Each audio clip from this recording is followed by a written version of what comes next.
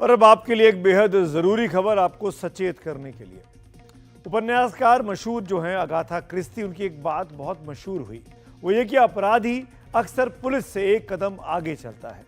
दरअसल इन दिनों cyber fraud से जुड़ी ऐसी तमाम घटनाएं सामने आ रही हैं, जैसे अगाथा क्रिस्टी की बात सही साबित हो रही है। आपको हम जबलपुर से आई एक खबर दिखाने जा रहे हैं। इस खबर को ध्यान से देखिए और दूसरे लोगों से भी शेयर ज़रूर कीजिएगा, क्योंकि मामला हर उस आदमी से जुड़ा हुआ है जो मोबाइल फ़ोन का इस्तेमाल करता है। और हाँ, बात अब OTP की नहीं रही, फर्जी लिंक की भी नहीं रही, डिजिटल अरेस्ट की भी नहीं रही। खतरा इस बार बिल्कुल नया और हैरान कर देने वाला है और चांसेस बहुत ज़्यादा हैं कि इसके चक्कर में आप पड़ सकते हैं। रिपोर्ट देखिए।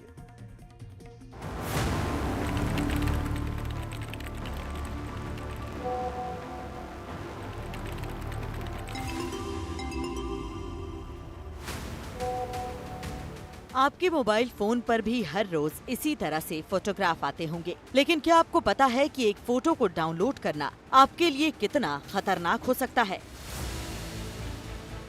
जबलपुर में एक हैरान करने वाली घटना सामने आई, जहां एक व्यक्ति के व्हाट्सएप पर अज्ञात नंबर से कोई तस्वीर आई। फोटो पर क्लिक करते ही उसका फोन हैक हो गया और देखते ही देखते बैंक खाते से 2,01,000 रुपए गायब हो गए। ये देखिए, ये जो मेरे हाथ में ये फोटो है, ये एक बुजुर्ग की फोटो है। ये फोटो जो है, ये इस तरह से एक व्हाट्सएप मैसेज आता है। ये जो व्हाट्सएप मैसेज है, ये कस्टमर सर्विस सपोर्ट सेंटर के नाम से ये मैसेज आता है। और इस मैसेज में प्रदीप कुमार जैन के बाद थोड़ी देर बाद एक फ़ोन आता है और क्या कहा जाता है, कैसे ये अपराध हुआ, हम प्रदीप कुमार जैन से ही जानते हैं। प्रदीप जी, ये बताइए कि क्या हुआ, कैसे आपके पास फ़ोन आया, कैसे आपके साथ अपराध घटित हुआ? सर जी, सुबह टाइम 8:30 बजे के आसपास मेरे पास फ़ोन आया और सामने वाले ने मेरे से बोला कि मैंने आपके व्हाट्सअप मोबाइल पे एक व्हाट्सअप फ़ोटो भेजी है, कृपया इसके डाउनलोड करके मेरे को बताइए कि आप इस व्यक्ति को पहचानते हैं कि नहीं पहचानते हैं। तो मैंने उस समय व्हाट्सअप नहीं खोला। करीब 1 आध घंटे बाद मैंने नेट चालू किया, व्हाट्सअप खोला। जैसे मैंने व्हाट्सअप खोल कर उसकी फ़ोटो डाउनलोड की तो तुरंत हमारा मोबाइल हैंग हो गया और पूरा मोबाइल का संचालन सामने वाले के हाथ में चला गया। फिर करीब उसके कुछ समय बाद 1 रुपया मेरे खाते में आया। ये खाते में 1 रुपये आने के बाद में फिर उसने मेरा पूरा मोबाइल जो बैंक के थ्रू मैसेज OTP सब जान के और वो बैंकिंग इंटरनेट बैंकिंग चालू कर ली। दरअसल जबलपुर के कोतवाली इलाके में रहने वाले प्रदीप जैन के पास 28 मार्च की सुबह लगभग 9 बजे एक फोन आता है। प्रदीप जैन के मोबाइल स्क्रीन पर एक नंबर 9827832213 से कॉल आती है, यानी उन्हें फोन करने वाला एक अनजान शख्स होता है। कॉलर इसी के साथ व्हाट्सएप पर एक बुजुर्ग की तस्वीर भेजकर पूछता है कि क्या आप इन्हें पहचानते हैं। प्रदीप जैन इस कॉल को नजरअंदाज करते हैं, लेकिन फोन काटने के बाद वो व्हाट्सएप पर मिली तस्वीर को देखने के लिए उसे डाउनलोड कर लेते हैं। यही वो तस्वीर है जो प्रदीप जैन को व्हाट्सएप पर भेजी गई थी और इसे डाउनलोड करते ही प्रदीप के फोन में अपने आप कस्टमर सपोर्ट नाम का एक ऐप डाउनलोड हो जाता है। इसी के साथ प्रदीप जैन का मोबाइल हैक हो जाता है और उनके मोबाइल का बैंकिंग ऐप भी साइबर ठगों के कब्जे में आ जाता है। दोपहर होते होते प्रदीप जैन के पास कैनरा बैंक से मैसेज आया कि उनके खाते में 1 रुपया क्रेडिट होता है और कुछ ही मिनटों बाद 1 लाख रुपए निकाल लिए जाते हैं। इसके पहले कि प्रदीप जैन कुछ समझ पाते, उनके खाते से फिर से 1,01,000 रुपए निकाल लिए जाते हैं। पहले OTP आता था, OTP से आदमी क्या है, अब अवेयर हो गया, लिंक आने लगी, अब लिंक से भी अवेयर हो गया है, तो अब वो फ़ोटो में अपनी लिंक छुपा के भेज रहा है, स्टेनोग्राफी कहते हैं जिसको। इसके माध्यम से वो एप्लीकेशन डाउनलोड करवा रहा है और एप्लीकेशन डाउनलोड होने के बाद उसका सारा एक्सेस जो है, OTPs हो गए, वो सारे के सारे उस नंबर पे जो उन्होंने लिंक में छुपा के रखे हैं, उस नंबर पे ट्रांसफ़र हो रहे हैं, जिससे नेट बैंकिंग क्योंकि ऑनलाइन नेट बैंकिंग शुरू हो जाती है आजकल, आप घर में बैठे बैठे नेट बैंकिंग शुरू कर सकते हैं, जिससे वो वहाँ से एक्सेस करके बैंक अकाउंट खाली कर रहा है। तो ये तो अब नया तरीका ही कहेंगे, क्योंकि ये तो सिर्फ जो एक्सपर्ट थे उन्हीं को पता था। ये अब फ्रॉडस्टर को ही पता हो गया, तो इसका नाजायज़ फ़ायदा उठा रहा है। तो अब तो ये भी बोलना पड़ेगा कि अब किसी भी फ़ोटो को डाउनलोड ना करें। अनजान व्यक्ति के द्वारा भेजी गई किसी भी फ़ोटो को व्हाट्सएप को डाउनलोड ना करें। आपका अकाउंट, आपका बैंक अकाउंट हैक होने की पूरे चांसेस हैं। प्रदीप जैन ने बैंक जाकर खाता चेक किया तो 2,01,000 रुपए गायब थे। बैंक रिकॉर्ड से पता चला कि ये रकम IBIBF नाम के खाते में ट्रांसफर हुई, जो हाल ही में हैदराबाद के कैनरा बैंक में खोला गया था। ठगों ने ATM से सारा पैसा निकाल लिया। पासबुक में विशाल ऑनलाइन और जन्नतुन बीबी ऑनलाइन नाम से संदिग्ध ट्रांजैक्शन भी नजर आए। आपको आगे बताएंगे कि साइबर सेल के अधिकारी जिस स्टेगनोग्राफी तकनीक के बारे में बात कर रहे हैं वो क्या है, लेकिन पहले ये समझिए कि मोबाइल पर किसी अनजान फोटो या अनजान नंबर से मिली तस्वीर को डाउनलोड करना कितना खतरनाक हो सकता है। समझिए कि फ्रॉड कैसे हुआ।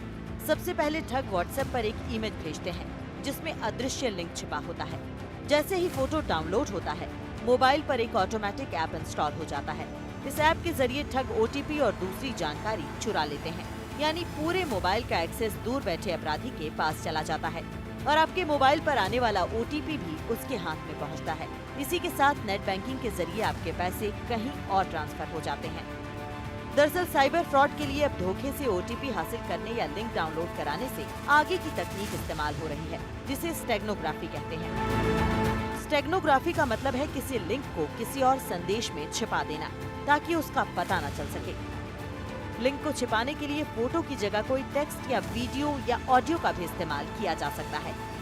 इसलिए मोबाइल पर कोई फोटो, वीडियो या ऑडियो आए तो सोच समझकर डाउनलोड करें।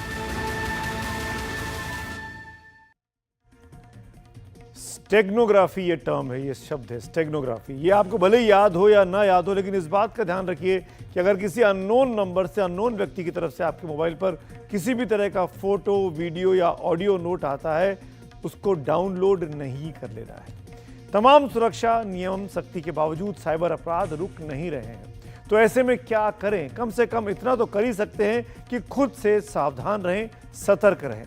हमने साइबर सुरक्षा से जुड़े एक अधिकारी से पूछा कि आम लोग ऐसी क्या सावधानी बरतें कि साइबर फ्रॉड से वो बचे रहें। आप भी नोट कर लीजिए इस जानकारी को। व्हाट्सअप या हमारे किसी भी नंबर पे कोई भी अननोन नंबर से अगर कोई चीज़ आती है, मैसेज है, फ़ोटो है, वीडियोज़ है, तो पहली चीज़ तो हमें उसको डाउनलोड नहीं करना चाहिए यदि वो अननोन नंबर है तो। दूसरा, अगर हम उसको देख रहे हैं तो उसको देखें कि वो उसकी जो साइज़ है, जो जैसे फ़ोटो है तो उसकी साइज़ अधिकतम 1 MB या KB में होगी, बहुत ज़्यादा उसकी साइज़ नहीं होती है।